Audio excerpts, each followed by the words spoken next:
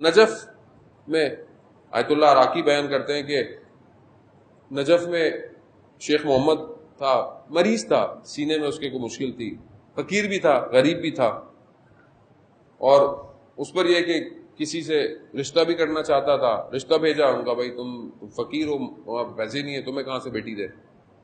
بڑا دل ٹوٹا. تو اس نے علماء سے سنا ہوا تھا کہ 40 دن مسجد سہلا میں جائیں چلا کاٹیں. جیسے ہمارے بھی لوگ کہتے ہیں مولانا صاحب کچھ تسبیح دے دیں، کچھ دعائیں دے دیں. جوان زیادہ بولتے ہیں کہ بھائی کچھ دیں پڑھنے کے لیے، کچھ معاملہ ہو ہمارا بھی. وہ بھی چلا گیا. اب اس نے جب 39 ڈیز ہو گئے تو آخری دن جب گیا تو دیکھا اس کے سینہ، کیونکہ مریض تھا تو خون آ رہا، تو مسجد کے اندر نہیں جا پایا، باہر ہی بیٹھ گیا. تو اپنے ساتھ قہوہ لے کر آیا تھا.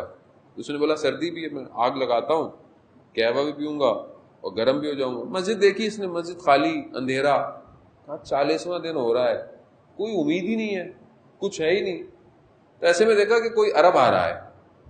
اب اس نے سوچا کہ یہ کوئی برابر والا ہوگا، اب جو میرا ایک قہوے کا گلاس ہے وہ بھی یہ پی لے گا، تو مجھے وہ بھی نہیں ملے گا. خیر تو وہ آیا تو بولا کہ کہاں سے ہو؟ تو اس نے سوچا کہ یہ یہاں کے، تو پھر اس نے سمجھا کہ نجف کا کوئی قبیلے کا ہے. پوچھا، اس نے بولا نہیں. سارے قبیلے گنوا دیے، نہیں ہے. تو اس نے ویسے تنزیہ بولا کہ مطلب تم پتہ نہیں کون سی جگہ، ایسا لفظ بولا کہ جس کا کوئی مفہوم نہیں تھا. تو وہ شخص مسکرا دیا، تبسم کیا. تو پھر اس نے پوچھا کہ تم کیا کر رہے ہو؟ اب ویسے بھی سارا ٹینشن میں. تو اس نے بولا بھائی آپ کو کیا ہے، مطلب کیوں بتاؤں میں؟ کہہ رہا ہے آپ کو کوئی فائدہ نہیں ہوگا. کہہ رہا ہے نہیں، اگر بتا دو گے تو نقصان بھی کوئی نہیں ہوگا. تو جب اس نے اخلاق دیکھا تو اس نے پھر درد دل بیان کرنا شروع کر دیا. تو اب اس نے بولا کہ یہ میری یہ نہیں ہوتا، وہ نہیں ہوتا، یہ نہیں ہوتا. اب اس نے بولا کہ میں مریض ہوں. تو اس عرب نے کہا کہ تمہارا مرض ٹھیک ہو جائے گا، تمہاری شادی بھی گاہ ہو جائے گی، لیکن جو تمہارا فقر ہے وہ رہے گا. کوئی متوجہ نہیں ہوا. کہتا اچھا آپ میرے ساتھ حضرت مسلم کی زیارت کر لیں گے. آپ کو پتا ہے مسجد سہلا سے تھوڑا فاصلہ زیادہ تو ہے نہیں. جاتے رہے. مسجد کوفہ میں پہنچے تو کہا کہ مسجد میں 2 رکعت نماز تحیت کی پڑھیں. جب نماز پڑھی تو اسے نماز میں تلاوت میں احساس ہوا کہ یہ تو تلاوت بہت مختلف ہے. تو اس کے ذہن میں آیا کہ یہی تو امام نہیں ہے. جیسے اس کے خیال میں آیا تو نور نے امام کو گھیر لیا. یہ چہرہ نہیں دیکھ پایا.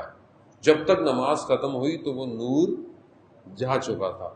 اب اس کو شرمندگی، استغفار کہ مولا مجھ سے غلطی ہو گئی، میں نے ادب نہیں کیا، میں نے یہ نہیں کیا، مجھے پتا نہیں تھا، یہ نہیں کیا. اور پھر کہنے کا دیکھیں مولا میں نے حضرت مسلم کی زیارت کا کہا تھا، آپ نے وعدہ کیا تھا کہ ساتھ آئیں گے، دوبارہ آ جائیے. تو ایسے میں دیکھا کہ نور دوبارہ آیا اور حضرت مسلم کی قبر تک گیا. یہ وہاں گیا، پھر اس کے بعد وہ نور چلا گیا. اس نے بڑا گریہ کیا.